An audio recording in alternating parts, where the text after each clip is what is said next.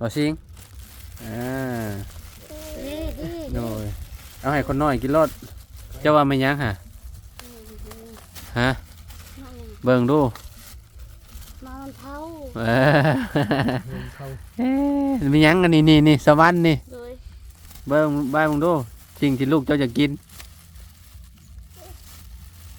ข้าไก่ว่าไว้เมื่อวานนี่เด้เนาะถามว่าไปรักษาอยู่บ่เพิ่นว่าบ่ได้ไปพี่น้องก็เลยซื้อปิ้งไก่มาฝากเพิ่นเนาะ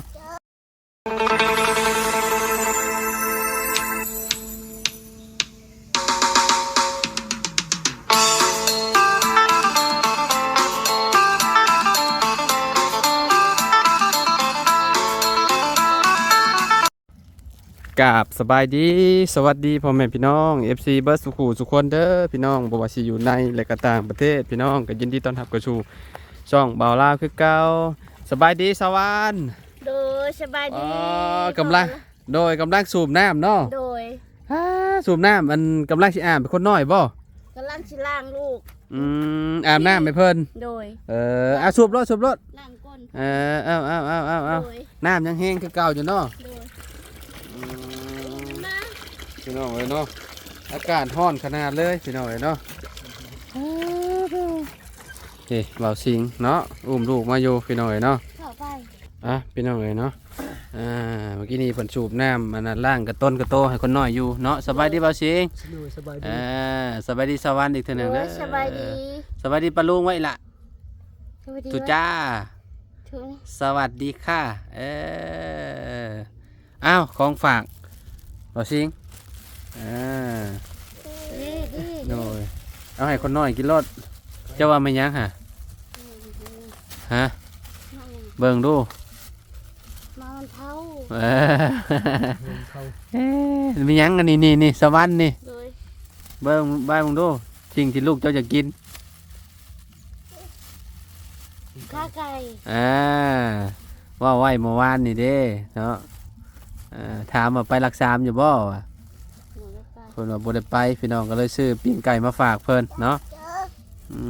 เราว่าอยากกินแหละเอาให้คนน้อยกินแน่เบาซิงปอกให้เรากินร้อนน่ะมันน่ะเราขอแหละพี่น้องเนาะปอกให้คนน้อยกินฮ้อนพี่น้องเอ้ยมื้อนี้เนาะฮ้อนอันนี้รอพี่น้องเอ้ยเนาะไปพระธาตุโพนมาเฮาก็ได้ไปไหว้พระธาตุโพนไปไหว้คนหลายแฮงไปเก้าวัดจะหน่อยเนาะไหว้พระเก้าวัดเลยมื้อนี้ก่อนสิขึ้นเหนือพี่น้องเนาะมื้ออื่นนี่ก็ไปเหนือแล้วพี่น้องเนาะแม่นอยู่บ้านเฮาก็น่าสิมื้อสุดท้ายที่มื้ออื่นลิ้นมันที่16เพราะว่าบางหมู่บ้านน่ะเอาพระลงเมื่อวานนี้13บ่14เมื่อวานนี่มื้อนี้15มื้อนี้16มื้ออื่นอยู่บ้านเฮาน่ะเอาพระลงเมื่อวานนี้พี่น้องเนาะแซ่บบ่อีละยังบ่ได้กินช่ำแซ่บเลยติกินมึงดูลูกกินมึงดูคนน้อยจะน้อยกันน่ะพ้นตกแล้วนี่เนาะหำดอกกระเจียวพี่น้องเนาะมีบ่ดอกกระเจียวทางนี้บ่สิงแล้วจะหาบ่เห็นมันฮะมีจะหาบ่เห็นบ่มันก็ออกอยู่บ่แถวนี้วะออกอยู่แม่ไปใส่มาหาเลยบ่เลยโอ้เมียข่อยอันหากินมานได้หาอันดอกกระจอกกระเจียวเลยแม่เขาใส่มาหาเลยแถวหน้าเนี่ยมีแต่เพิ่นนั่นแหละหาให้กินพี่น้องเนาะดอกกระเจียวเฮ็ดปวกโพนที่เพิ่นเคยเอาเนี่ยโอ้สบายเพิ่นนะพี่น้องเนาะเพิ่นหาแบบว่าเพิ่นเคยหาเด้จักหน่อยให้เฮ็ดปวกออกอีกเนาะเพราะว่ายามพ้นแหละเนาะยามพ้นแล้วมีแต่แนวอาหารการกินและเนาะฝนตกประมาณจัก 4-5 เทื่อแห้งๆนี่ก็โอ้ดอกกระเจียวนี่เต็มอยู่แล้วพี่น้องเนาะอันนี้บ่มีว่าจังแต่มันบ่มีให้ตี้เขาว่าป้าแถวนี้ยังนาเติบอยู่พี่น้องเนาะแถวอันนั้นเบาซิงนี่แถวเพื่อนเบาซิงนี่เนาะมี มีไฟหา บ่ โดยพ่อแม่พระชัยมาหา อืมบ่ว่าสิบ่มีคนหาพวกดอกกระเจียว ทางนี้ผมเขาบ่มากๆทางนี้ บ่ โดยเขามักไปทางผู้ ไปทางไหน ทางไกลผู้ทางผู้ แมลงก็พอดีแหละปิ้งไก่นี่เอาป้อนคนน้อยกินข้าวแมลงเนาะ โดยแม่บ่รู้ เมื่อวานนี่เห็นแนวได้กินมาม่าปลาโมเมนต์มาม่าปลากระป๋องอันมีกับอันไข่ ต้มกับหมีต้มจะกับหมี ต้มใส่ก็มีเลยเนาะ แม่น เพิ่นบ่แพ้เพิ่นย่อถ้วยโลดเพิ่น ไผยอถ้วย นี่ คนน้อยแหละ บ่ว่าคนน้อยยอถ้วยโลด ตักให้เพิ่น ตักให้เพิ่น ต่างหาก อื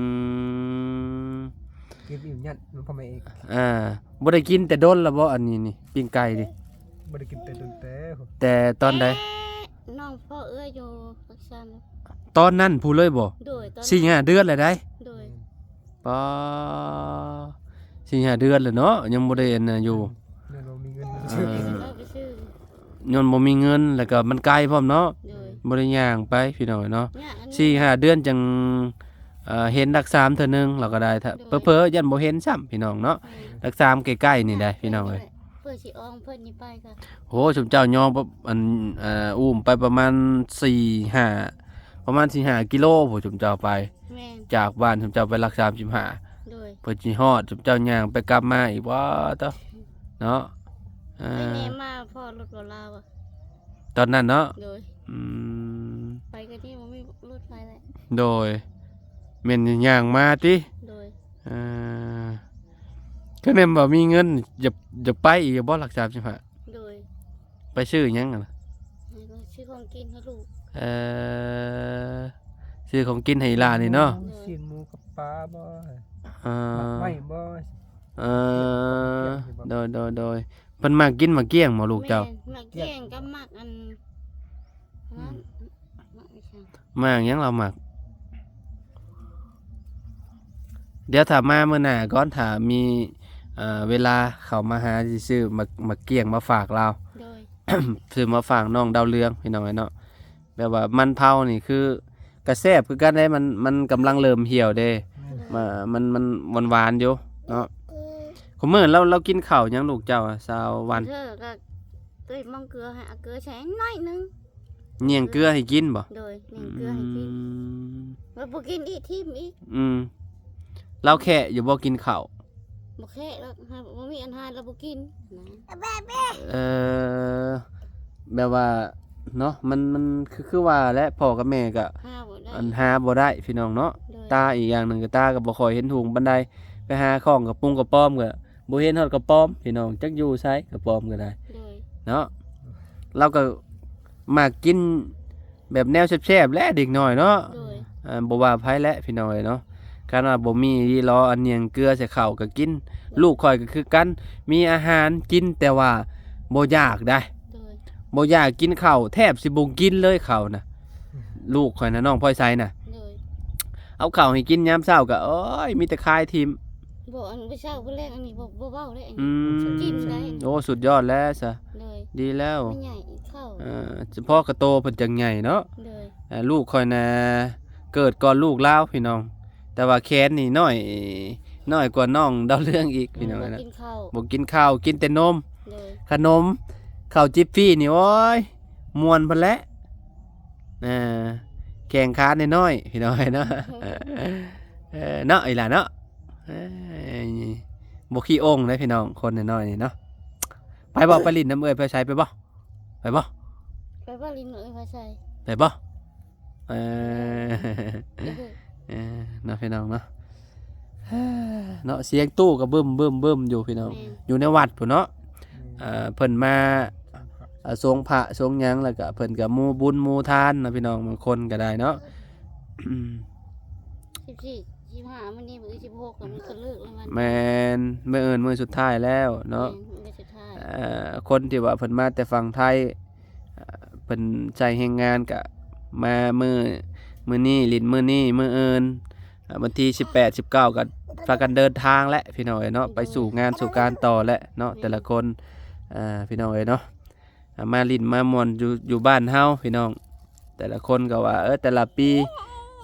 มาบ้านเฮาบางคนก็บ่มีเงินมาก็ลิ้นอยู่ฝั่งไทยพี่น้องเอ้ยเนาะ โดย มันก็ลิ้นก็ม่วนคือกันนั่นแหละอยู่ฝั่งไทยก็ได้พี่น้องเอ้ยเนาะอ่าอยู่บ้านเฮาก็ถ้ามาก็บ่ไปไสก็บ่ม่วนแล้วพี่น้องเนาะ โดย อืม แม่มาดูจะนี่เป็นบ่กิน คือเฮาก็บ่ได้ซีเรียสอิหยังพี่น้องเนาะมันบุญสงกรานต์เฮาก็บ่ได้ค่อยได้แบบปริ่นน้ำปานใดดอกเฮาก็ได้ กินเหล้ากินเบียร์บ่ แม่นบ่ค่อยได้กินเด้เฮาบ่ได้กินเหล้ากินเบียร์อยู่แล้วหันนะ โดย บ่คือคนที่ว่าเพิ่นมักกินพี่น้องเอ้ยเนาะ มักม่วน แม่นมักม่วนเด้อโอ้ยพี่น้องเอ้ยเนาะติแต่ว่าน้อยโพดพี่น้องเอ้ยเนาะมื้อสงกรานต์ แม่มาดู เอ แม่ อ อันนี้ คือเฮาบ่ปานใดเฮา บ่มักบ่ เมื่อวานนี่ก็เมื่อบ้านเมื่อวานนี่เมื่อรถดำหัวอันผู้ใหญ่พ่อแม่พระในเฮือนแหละพี่น้องเนาะก็คือเจ้าพ่อแม่อยู่บ่บ่สิงมีอยู่บ่ บ่เลยพ่อแม่ตาย อ๋อแม่นเด้อเนาะ แม่น เอ่อ ตายแต่ ทางสวรรค์นี่ยังบ่สวรรค์ อืม ปัจจุบันนี่นะ บ่ เอ่อบ่เหลือเลยเนาะ โดย เพิ่นเสียไปแล้วติ แม่ เหลือแต่แม่หน้าบ่แม่คนที่ว่าเอาเจ้าไปเลี้ยงครับบ่ แม่คนบริการนี่กันแหละ ฮะ ฮะคนชูนั่นแหละเพิ่นบริการนะเพิ่นจะดีหาเลี้ยงก็ย่างอยู่เพิ่นค่ะ ยังอยู่บ่ โดย อืมคิดว่าเพิ่นอันนั้นแล้วซะดอกเนาะ เพิ่นบ่มักกินอันนี้ อืมเพิ่นบ่มักอันนี้นะมันเผา เพิ่ นี่ นมักกินมักเกี้ยงบ่มัก อืม อีจอกบุหรี่บ่ฮะ อืม นี่เพิ่นบ่มักกิน เด้เพิ่นไปเลยเพิ่นย่างปลิดเลยพี่น้องเอ้ยเนาะ โดย อ่ะพี่น้องเอ้ยเนาะ มื้อนี้ก็พอกันอีก มื้อนี้ พอกันอีก เมื่อวานนี่ก็มาเจอกับชุมเจ้าแล้ววานเนาะ โดย มื้อนี้ก็มาเจออีกพี่น้องพอดีว่าอยากซื้อปิ้งไก่มาฝากน้องเราเลี้ยงเพิ่นเพราะว่าน้องเพิ่นก็บ่ได้กินข้าวกับปิ้งไก่ก็แต่โดนแหละพี่น้องเอ้ยเนาะบ่มีอาหารกินเราก็ได้ ที่จันแช่ก็ห้ามบ่ได้ดอก บ่เพิ่นก็มากินอยู่บ่ปิ้งไก่ลูกเจ้า เขามักอยู่ อืมกินอยู่เนาะคะแนนมันแนวมันแซ่บเนาะ โดย แป๊บพี่น้องเล็กน้อยเนาะ โดย แป๊บเดียวน่ะใหญ่แล้วผู้ลิ้นก็มาแล้วเนาะ แต่ที่ยว มาเพิ่นบ่ใจให้ตินั่น โดย บ่ เออ ดินน้ำมาทุกมื้อดอก บ่เราบ่มีหมู่เนาะ เพิ่นมักกิน อืม ขาไก่ก็มักกินอย่างซั่น บ่ได้ลึก อ่า กินเบิดมาไม่รู้ไว้ พุ่นน่ะพี่น้องเนาะหัวคือเก้าเฮือนจะเนาะบ่สิเนาะ บ่คือเก่า แผงโซลาร์เซลล์ใช้ได้อยู่บ่ใช้ได้คือเก่าอยู่บ่ ใช่ได้ อืมใช้ได้อยู่เนาะ นี่เอาให้มาไม่กินนะ ช่วงนี้ก็นี่แหละแวะเวียนมาหาลาวพี่น้องเนาะแวะมาเยี่ยมมายามเบาสิงเพิ่นเพราะว่าก็โดนเติบแล้วได้บ่ได้เจอกันกับเพิ่นเนาะมาวังหันก็มาให้เพิ่นนวดให้พี่น้องนวด เดี๋ยวนี้คือ จับเส้นจับหยังให้ก็เจ็บอยู่แต่ว่ายัน เออ เบาสิงเราเมื่อยก็เลยว่าเอาบ่ บัดหน้าก่อนเนาะ โดย ก่อนหน้าก่อน บัดข่อยมาอันแต่เนื้อก่อนเดี๋ยวสิแวะมาหาอีก โดย เดี๋ยวสิให้นวดให้เพราะว่าขับรถนั่งดนมันก็เส้นกระตึงได้พี่น้องเอ้ยเนาะนี่ โอ้คนน้อยเนาะ โดยมันหายเลย อ่า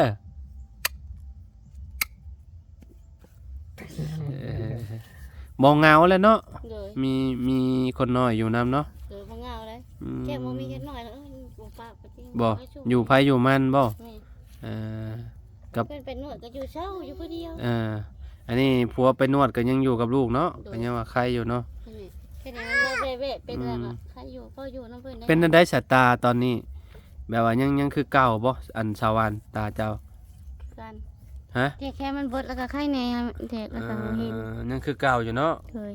ยังมองเห็นหน่อยหนึงติ โดย ทางเจ้าเด้ คือกัน อืมหากเจ้านี่ยังใครกว่าเมียเจ้าเนาะ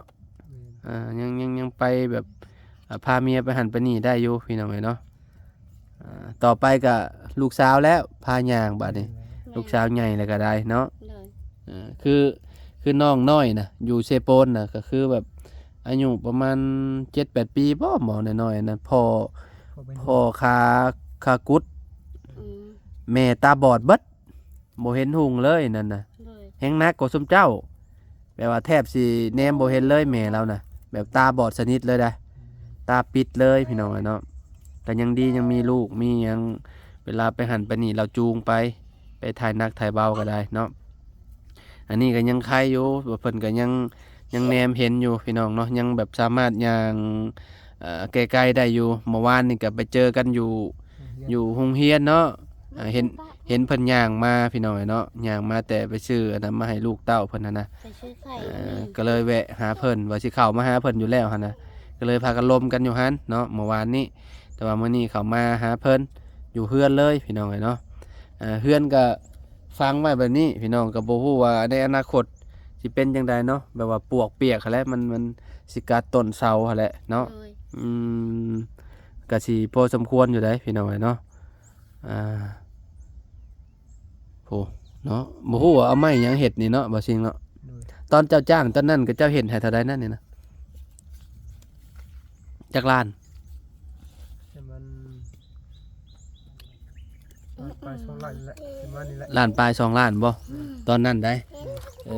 ต้นเสาผ่านมาจากปีแหละนี่ปี2ปีแล้วมั้งนี่เนาะ แม่น2 ปีแล้ว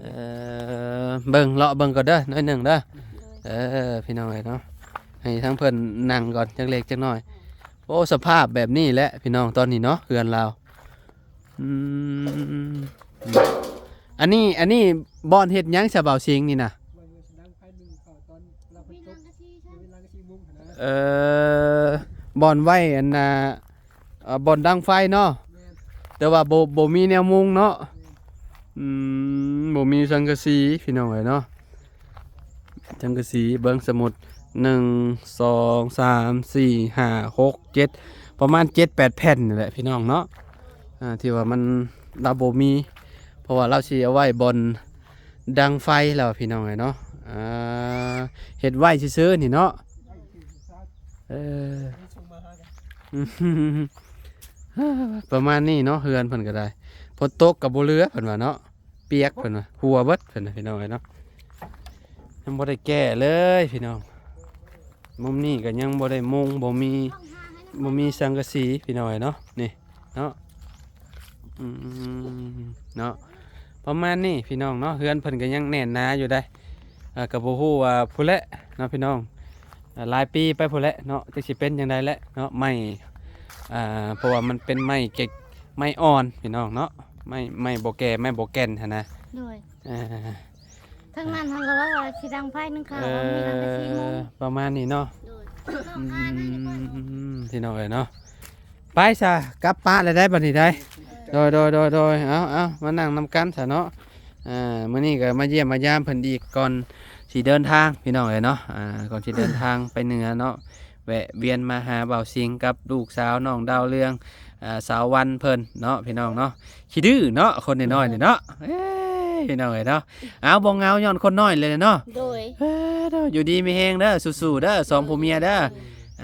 พี่น้องเอ้ยเนาะสองผัวเมียตาบ่ค่อยดีปานใดแล้วก็ได้เนาะถือว่าสู่ชีวิตพอสมควรอยู่ได้เนาะเบาสิงกับสาววันเนาะแล้วก็ลูกสาวน้องดาวเรืองตอนนี้ใหญ่แล้วพี่น้องเนาะสิเป็นสาวแล้วเนาะมาอีกเทอหนานี่ว้ายปากแก้วบัดนี้ตอนนี้ก็ปากเลยได้ โดย ห้องพ่อห้องแม่ได้เลยเนาะ โดย เฮ็ดเดินแล้ว โอเคเอาเฮากลับป้านเลยเด้อบัดนี้เด้อว่าสิงเด้ออยู่ดีมีแฮงเด้อ ตัวเดียวกัน เมื่อหน้าพุ่นแหละบัดมาแต่เนื้อบ่ได้สิให้เจ้านวดให้ใหม่เด้อ โดย เอาขอบมุกขอบใจหลายๆเด้อ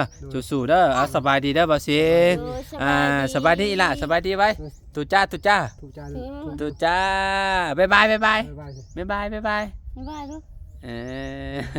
ย่านจ้ะ โดยไปเลยเด้อโดยไปสพี่น้องเอ้ยเนาะจะได้ก็ขอบคุณพ่อแม่พี่น้อง FC ทุกๆคนเด้อที่ติดตามและเป็นกำลังใจให้เนาะบ่ว่าสิอยู่ใน